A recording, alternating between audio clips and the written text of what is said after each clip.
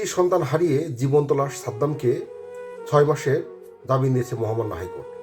আমার প্রশ্ন হলো, অতীতে যতবার সাদ্দাম জামিন পেয়েছে তাকে নতুন নতুন মামলায় জেলগেট থেকে গ্রেপ্তার করা হয়েছে, তাকে বের হতে দেওয়া হয়নি। যেটা সহ্য করতে না পেরে সাদ্দামের স্ত্রী প্রথমে বাচ্চাকে হত্যা করেছে, পরে নিজে আত্মহত্যা করছে, এবং তার লাশ দেখার জন্য অথবা মাটি দেওয়ার জন্য সাদ্দামকে প্যারোলে মুক্তিও দেওয়া হয়নি।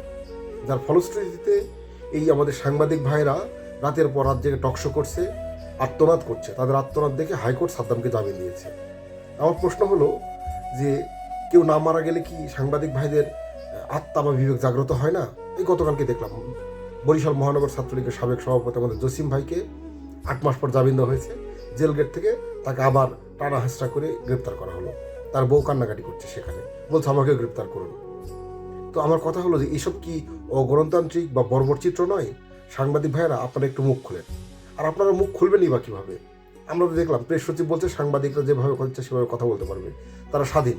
কিন্তু শুধুমাত্র নেহেরি খাওয়ার অপরাধে সাংবাদিক আনিস আলমগীরকে এখনো গ্রেপ্তারে থাকতে হচ্ছে। আপনারা তো সমাজের দর্পণ, আপনারা একটু জাগ্রত হন। আর এইসব বর্বর অমানবিক এই যে অন্যায় অত্যাচার করছে এই সুবিধাবাদী সরকার, ইউনূস সরকার, এই ইউনূস সরকারের বিরুদ্ধে সোচ্চার হন। প্রত্যেকের জামিন পাওয়ার অধিকার আছে। আর এই জামিন যদি নিশ্চিত না হয়, বাংলাদেশে রাজনীতি চর্চা থাকবে না। সবাই ভালো থাকবেন। জয় বাংলা, জয় বঙ্গবন্ধু।